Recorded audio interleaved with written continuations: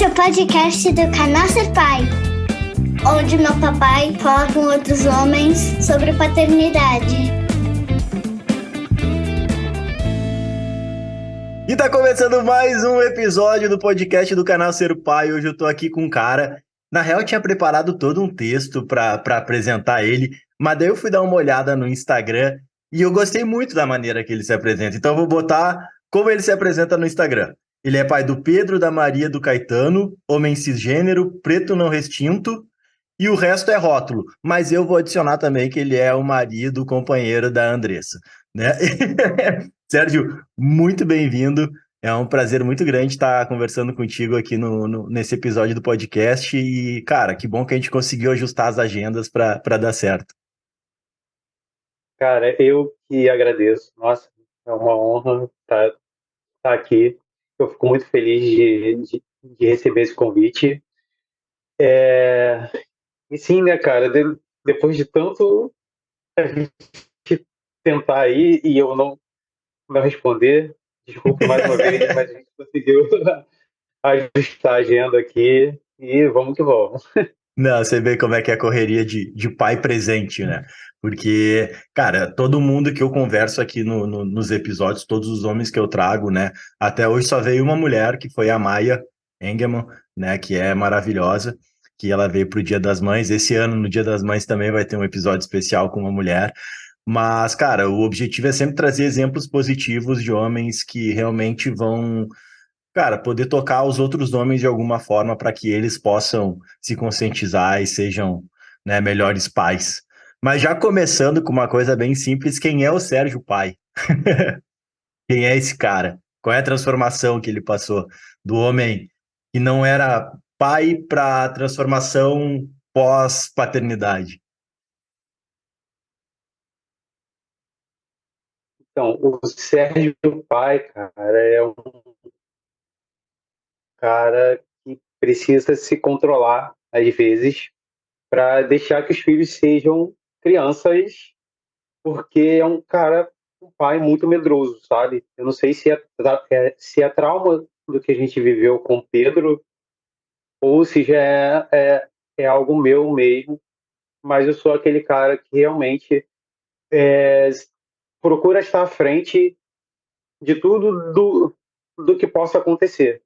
E isso é muito bom. Talvez isso que faça com que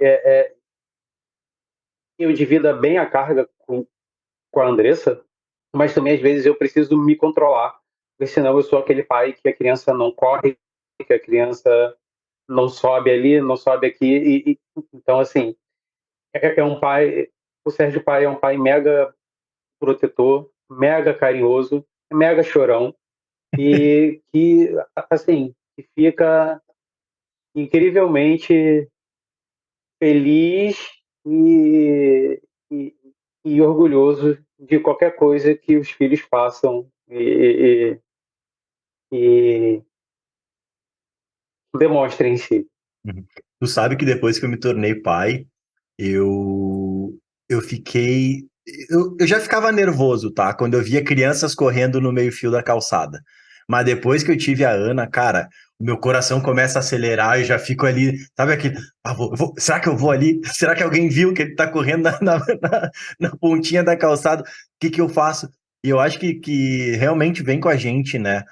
Parece que liga uma chavezinha de, cara, preciso proteger essa criança do que vai acontecer, do que pode acontecer, o que que eu faço para ajudar, né?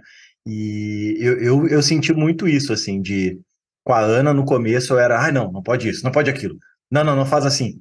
E depois, cara, eu fui me desprendendo, até a gente tem uma pracinha aqui, a gente mora num condomínio, e tem uma pracinha no início, eu era muito medroso. Ai, filha, cuidado nessa escada. Ai, não sei o quê.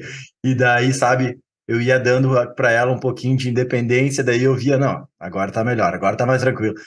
E eu tive que me policiar também, porque é muito fácil a gente se pegar nisso, né? Isso mesmo, cara. A Maria fez 5 anos agora e, tipo, tem um mês que eu consegui fazer um movimento de dar a uva inteira para ela, sabe? Então, assim, até então eu não tinha a coragem de dar uma uva inteira. para você ver o tanto de medo que a gente vem, né? Assim, eu pelo menos desde que soube que, que ia ser pai, instaurou um medo, assim, e aos poucos a gente vai vencendo um aqui, outro ali, e, e criando outros, né? De acordo com que eles vão crescendo. né? É bem isso mesmo. E a gente tem que ter um certo controle para que o nosso medo não seja repassado para a criança e que ela consiga, que ela absorva um medo que na real ela não tinha e não se dava conta e por nossa causa, né, ela começa a ter esse receio. E é muito engraçado que quando a gente vai vendo os filhos crescendo, vão mudando os medos, né? E eu até brinco, parece videogame, né? Cada fase é uma coisa diferente. Ah, eu tô super craque agora com a minha filha com 2 anos e fazendo tal coisa. Daí quando vê, opa, já não é mais assim. Já temos que ir para outra coisa e lidar com outras relações, né? Eu vi que os teus filhos estão agora indo para a escolinha. Como é que está sendo essa adaptação? Isso aí. Eu escutei uma vez de um pai, o nome dele é até Regis, um artista maravilhoso, que ele disse que a criança vai atualizando o aplicativo, né? Uhum, é bem isso. Quando a gente aprende a mexer ali e tal, aí o aplicativo atualiza e vem as coisas novas. E, cara, a adaptação escolar tá sendo assim, a gente tá vivendo duas fases. Uma é a Maria Antônia, que tem 5 anos, que já estudava em uma outra escola, agora veio para se adaptar nessa e se adaptou super bem. A escola é super acolhedora, conversa muito com muitas coisas que a gente acredita. E, em contrapartida, tem o Caetano, e o Caetano é mais resistente. O Caetano ainda está naquela fase de insegurança, e ele ainda precisa ganhar mais confiança das professoras. Então, assim, é o terceiro dia hoje, né? Ele ainda chora um pouquinho, ainda precisa um pouquinho, mas já está ficando um pouco mais na, na sala de aula e pegando a confiança nas professoras dele. Ah, cara, tu sabe que eu acho que essa adaptação escolar é muito mais pra gente do que pra ele, sabe? Eu lembro que quando a Ana foi pra escola, a gente não entrava, só no primeiro dia que tu podia entrar um pouco na sala, ficar ali. E eu, na real, nem sei se eu concordo muito com esse meio de adaptação e tal, mas bom, esses são outros 500, né? Mas eu tinha que ficar numa cadeirinha do lado de fora. E, putz, a Ana acostumada a ficar comigo, né? A gente sempre ficou de manhã, era sempre eu e ela, ainda hoje é sempre eu e ela, que a minha mulher trabalha nesses horários comerciais, né? Então ela tem que sair para ir para a empresa e eu fico em casa com a Ana. E eu lembro de sentar na poltroninha assim, e cara, eu chorava, e pensava que ela estava crescendo e que eu ouvia ela reclamando ou chorando ou, né, ou querendo, chamando por mim. E eu, vou entrar aqui, o que que eu faço, o que que eu não faço? Me dava uma apreensão, até que um dia ela, eu tô adorando ir para a escola. E daí, sabe, parece que tirou um peso do meu ombro. Eu, ai, que coisa boa, cara.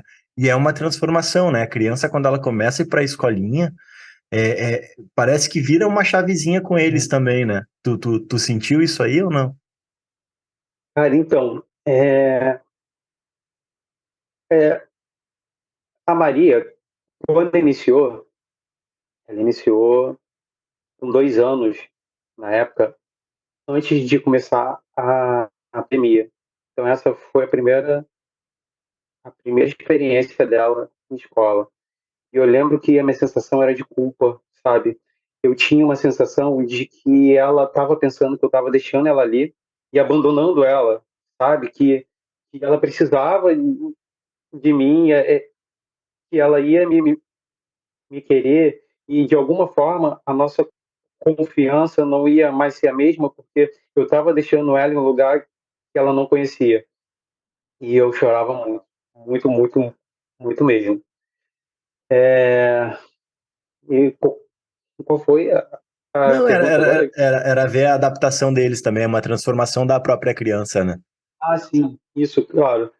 É, a Maria Antônia, a transformação mesmo que eu vi no ano passado da escola, é que ela, assim, a gente para de ser a única fonte de, de, de informações e conhecimento, né, para eles, né? Porque antes era tipo, sabe porque a gente falou, a gente leu o livro, a gente fez isso, fez aquilo, e de repente agora na escola ela traz informações, Uhum. às vezes ela corrige a gente, eu acho muito bacana, é É muito muito bom. divertido. E tu vai ver quando depois vão mudar agora. A Ana tá com 7 anos, vai fazer 8 no final do ano, né? Mas ela tá na segunda série. E, cara, são outras questões que ela traz agora, sabe? Ah, a fulaninha fez isso, fulaninho fez aquilo, a ciclana disse que gosta do fulaninho. E, cara, eu nunca achei que com... O ano passado eu já tive essa conversa com ela, que com 6 anos eu tinha que falar para ela, Ana, olha só, criança não namora, filha. E isso, e aquilo, e trazer todas as questões. Eu pensei, cara, vai ser isso, sei lá, segunda, terceira série. Não na primeira série, já na segunda semana de aula. E daí, porque entrou, cara, começou porque a fulana gosta de não sei quem, porque não sei o quê. Daí eu via que ela tava querendo também entrar nessa onda, sabe? Ah, não, porque eu gosto do fulano. A gente, não, tenho certeza que tu gosta, ele é um guri muito legal, mas, né, tu gosta como amigo, né? O que que é namorada? A gente começou a explicar. E eu, meu Deus do céu, tá muito cedo pra isso, eu não tô... Esperava que isso era mais pra frente. Eu também eu não estava preparado para isso. E daí eu cheguei um dia na escola, o menino falando para um outro menino que era, sei lá, 2, 3 anos mais velho que ele. Ah, aquela ali é minha namoradinha. Cara, me subiu o sangue de um jeito. E, pô, o menino devia ter 6 anos também, 7 anos.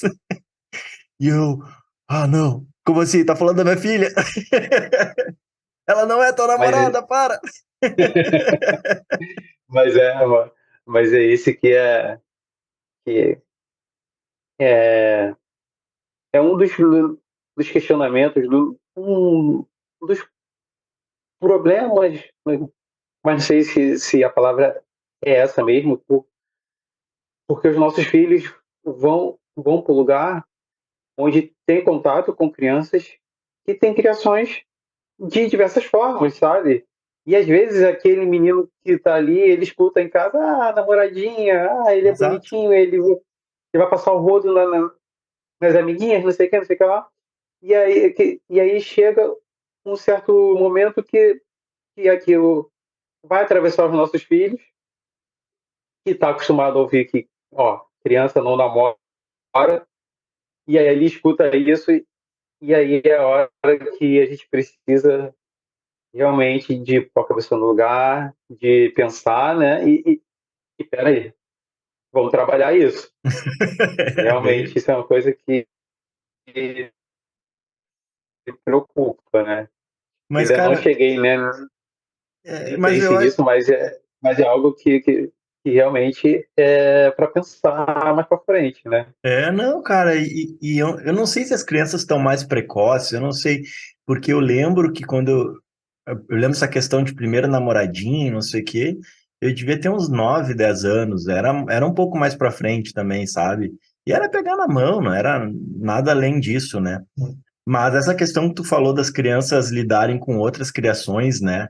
Com pessoas com outras criações, eu acho que isso é muito importante para elas também distinguirem o que que elas têm em casa, o que que elas não têm. Obviamente, elas não vão saber, né, exatamente o que está acontecendo na casa do coleguinha, e a gente também não sabe, né? Mas por ter mais experiência, ter mais vivência, a gente já consegue pegar os detalhes e tentar entender o que que realmente está passando por ali. Mas é muito engraçado, porque como a gente mora num condomínio, volta e meia tem as amiguinhas da Ana aqui em casa também. Então, cara, a gente vê exatamente assim as questões de criação de cada uma delas, como que elas lidam com a frustração, como elas lidam com, cara, com situações banais, assim, sabe? Até a gente tem 7 bichinhos aqui em casa. São 4 cachorros e 3 gatos. né? Minha mulher recolhe bicho de rua e daí a gente castra, dá vacina e põe para adoção. Só que esses ninguém quis. Então ficaram aqui em casa. Tem mais bicho do que gente.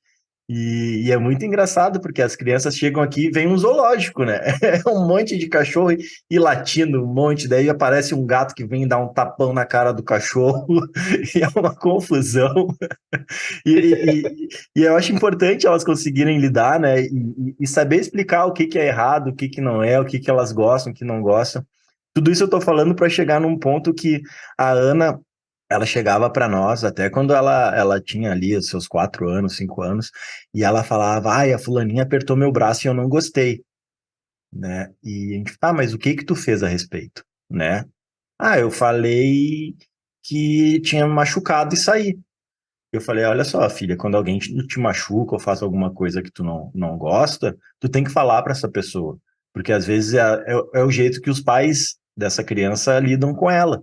Então, quem sabe seja tu a pessoa que vai dizer, olha, não precisa ser assim, né? Tu não precisa me apertar se eu fiz alguma coisa errada, alguma coisa que tu não gostou. E, cara, era muito bonito de ver ela chegando em casa falando, olha, aconteceu isso e eu falei para fulana que não pode fazer porque a gente não machuca os amiguinhos e não sei o quê. Então é muito, muito importante, né, a gente ter esse nosso posicionamento em casa para as crianças saírem fora, né, e saberem lidar com as situações. Vocês têm essa preocupação ou como é que vocês lidam? Então, aqui a gente, desde sempre, a gente deixou claro que a gente não deve causar dor em ninguém, seja criança, seja adulto, e a gente precisa ser gentil sempre. Então, a Maria Antônia e o Caetano, eles não admitem nem que a gente aumente o tom de voz. Se em algum momento a gente levantar a voz, eles param tudo e falam: você não foi gentil, você não deve falar assim, e a gente pede desculpas, explica o, o que ela está fazendo de errado, mas não justificando a gente ter aumentado o tom de voz ali. Mas, ao mesmo tempo, Maria Antônia e Caetano briga quase que 24 horas por dia. E, Entre eles. tipo assim, entre eles. E eles entraram agora tem umas 2 semanas que eles aprenderam a dar soco. Eu não sei de onde. Eu acredito que foi influência do meu cunhado, que lá na casa dele em Saquarema, ele tem um saco de areia.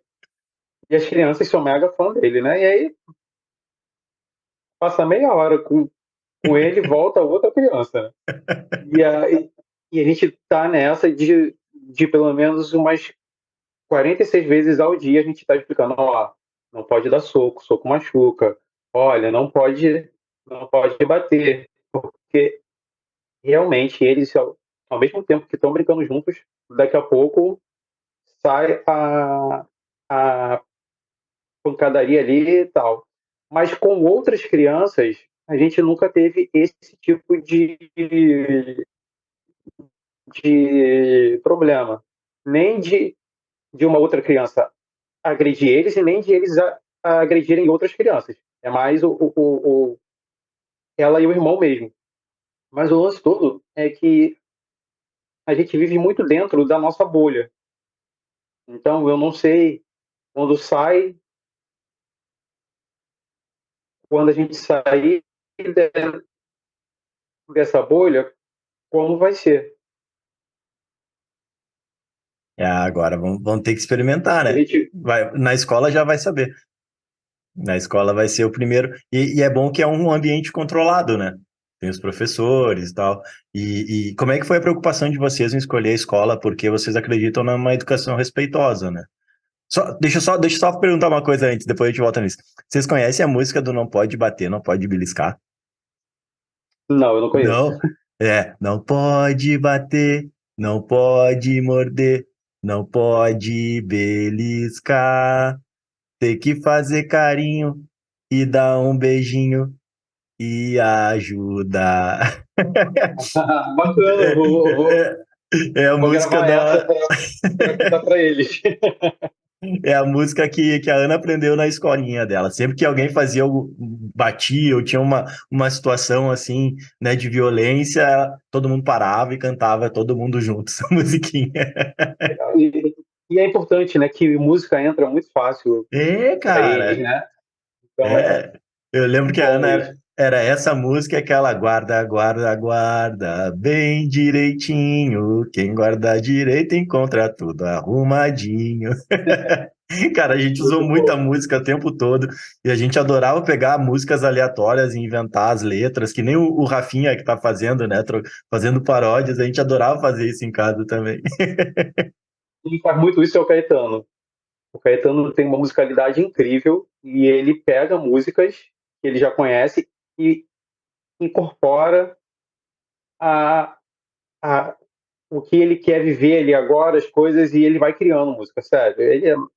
Ele é demais. Eu acho que a gente mesmo pensa já em mais para frente, a gente vê se consegue estimular ainda mais com algum curso, alguma coisa para essa musicalidade dele. Mas respondendo a sua pergunta sobre a escola, cara, não foi uma tarefa fácil, porque, assim, no ano passado a gente estava procurando escola para Maria Antônia. E, e aqui na Sul, a gente é muito carente de escolas que tenha uma, uma visão que converse com o que a gente acredita, sabe? São muitas escolas antigas que têm aquele tipo de ensino autoritário e antigo. E, e as escolas públicas, a gente nem cogitou, porque aqui as professoras estão sobrecarregadas, a cidade não tem,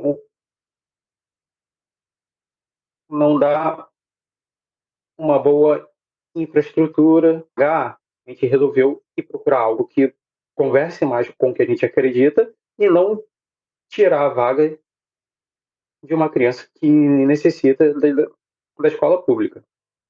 Só que nós visitamos cerca de 15 escolas e no final eu vi que, assim, não tinha uma que eu visse como a escola perfeita.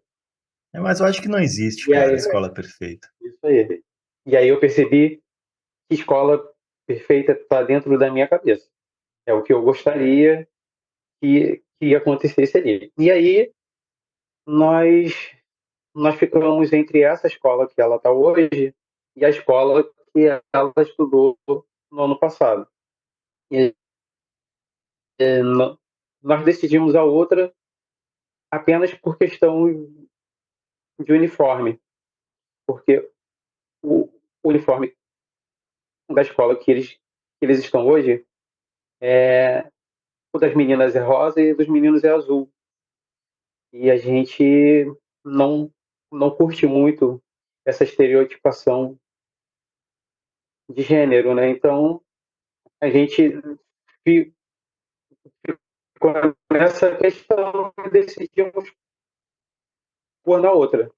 E acabou que a outra escola, o Caetano não se adaptou lá e,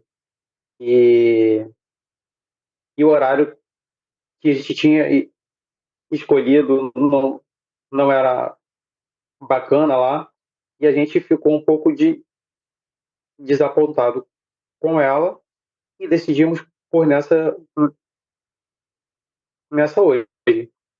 Mas a minha preocupação maior era a questão de ser uma escola alto padrão e os meus filhos são praticamente as únicas crianças pretas das salas dele. E foi um questionamento que eu fiz, além de saber de alimentação, de acolhimento, eu quis muito saber como é feito esse trabalho em relação ao racismo, se eles tinham planos para vagas sociais para crianças pretas. Então, assim, a coordenadora é uma mulher preta, tem professoras pretas, então, assim, não tem pessoas pretas apenas em cargos de limpeza, como a gente vê na maioria. Então, assim, foi ali onde eu me senti mais seguro para colocá-los, mas ainda assim com aquele medinho do, ó, vamos ver, né? Porque são as únicas. Uma hora vai vir um questionamento, pode ser que ela não se identifique ali, né? Porque crianças brancas com cabelos lisos e tal, e ela tem o cabelo crespo, assim, a gente botou lá, mas com certo medo por conta disso. Sabe que eu conversei com o Márcio Chagas, que era um ex-árbitro de futebol, não sei se tu conhece ele. Um cara super bacana, ele é bem ativo agora nas questões de raciais aqui no Rio Grande do Sul. Ele foi comentarista de arbitragem na RBS aqui, que é afiliada da Globo durante bastante tempo. E ele estava comentando que muitos lugares que eles vão aqui em Porto Alegre, eles chegam e a filha dele, a menorzinha, fala: Papai, nós somos os únicos negros aqui, né? E volta e meia ele fala: filha, e cabe a gente agora começar a mudar isso, né? E é muito legal. Eu acho que pode ser uma pauta bem interessante vocês dois conversarem e tentar bolar alguma coisa, porque, cara, ele é um cara muito legal. O Márcio Chagas é um cara muito legal. Ele se candidatou a deputado. Era deputado, né? Que teve agora? Era deputado ou vereador? Não, deputado, né? Que teve agora as últimas eleições. E ele foi candidato pelo PSOL e foi, cara, um cara muito legal, um cara muito legal. Sempre tento fazer pontes, assim, entre pessoas bacanas. E foi, cara, é muito impressionante as coisas que ele me falou, assim, né? O Rio Grande do Sul é um estado, os gaúchos vão me matar eu falando isso, mas é verdade, é um estado que é racista, né? Tem muitos lugares que são bem racistas. E, cara, é complicado, assim, sabe? Tu tem que estar sempre te policiando, porque é muito fácil tu te perder, né, nisso. Muito fácil. Daqui a pouco tu fala alguma coisa e, tu não te deu conta, mas tu estava sendo extremamente racista, sabe? E é todo dia alguma coisa que aparece que tu vai te dando conta, pô, eu não posso mais falar isso. Não pode ser assim, não pode ser assado. E eu até perguntei para ele, cara, como é que eu, como um pai branco, posso ajudar nessa luta antirracista, né? Fazendo com que a minha filha não propague nada racista, por mais que eu não queira, né? Porque ela vive numa sociedade e numa cidade, cara, que é dureza, não é fácil, né? É, aqui no Rio de Janeiro já não é fácil, imagino no Sul, né? Realmente. Mas aqui a gente procura muito ver referências de pessoas pretas, desenhos com personagens pretos. A A hora gente do lê Black. livros onde os personagens são pretos. Isso. Então a gente procura sempre estar incluindo ali. A gente tem sempre umas reuniões com amigos pretos para que ela veja aquela amiga, que ela admira a amiga, e a amiga é preta, a amiga tem o cabelo igual dela. Então, assim, isso é o que a gente faz para dentro de casa. Mas fora de casa, a gente acaba não tendo o controle. Então, assim, é preparar elas por o que pode vir, né? E ficar atento. O problema é que a gente sempre fica na defensiva mesmo, sabe? Às vezes, a gente não relaxa. Se tem um grupinho de criança ali brincando e ela vai, pra gente nunca é só um grupinho, sabe? Às vezes a gente vai ficar ali, opa, vamos ver como vai ser a recepção ali. porque que criança reproduz o que vem em casa. Então, se ela tem pais racistas, ela vai reproduzir com a minha criança. E eu preciso muito estar protegendo ela. É realmente muito difícil. Meu querido, a gente precisa ir para a pergunta final. Tu tá pronto? Vai ficar metendo uma pressão, né? Vou pegar aqui, vou botar o timer. Deixa eu ajeitar aqui. Eu vou te mostrar quando tiver faltando 10 segundos para terminar, tá? Mas se quiser terminar antes, não tem problema. Sérgio, o que é ser pai para ti? Cara, ser pai é a chance de, de você trazer algo melhor de si, sabe? Precisar sempre ser o melhor, de melhorar a cada dia, de repensar as coisas que você acredita, para que a gente tenha, para que a gente seja uma referência melhor possível para aquela criança que está ali. É, é, é, e ao mesmo tempo você viver à beira do caos e da alegria, é, o desespero da criança doente e, e a felicidade de quando ela aprende as coisas e você fica babando. Foi assim, ó, cravado. Parou quando apitou. Pô, lindo, cara. Adorei a tua definição de paternidade. O que eu tenho comentado é que eu tenho conversado com todos os perfis possíveis, né, de pais. E porque eu quero entender o que que eles têm em comum, né, entre si.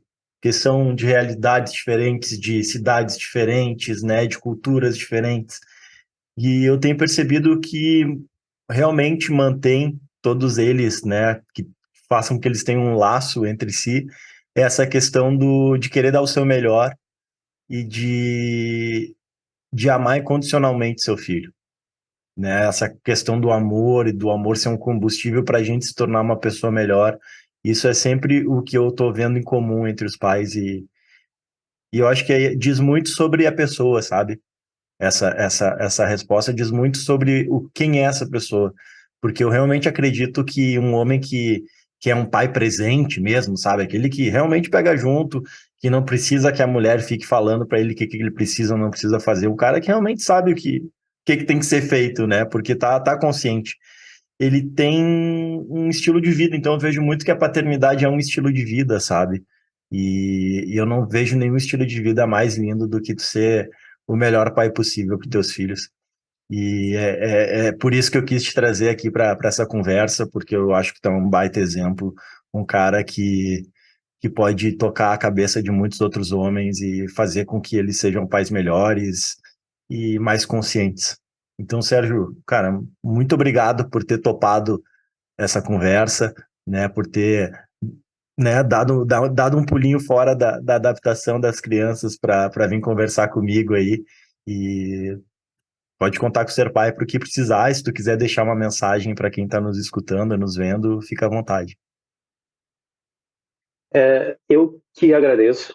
Eu amo falar sobre a minha paternidade, porque eu costumo falar que ela que me curou como filho.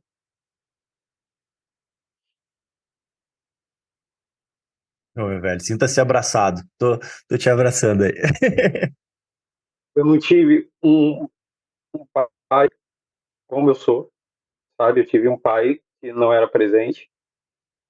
Me cura como homem, porque eu não tive chance de ser quem eu gostaria de ser e tinha que ser algo que eu não era.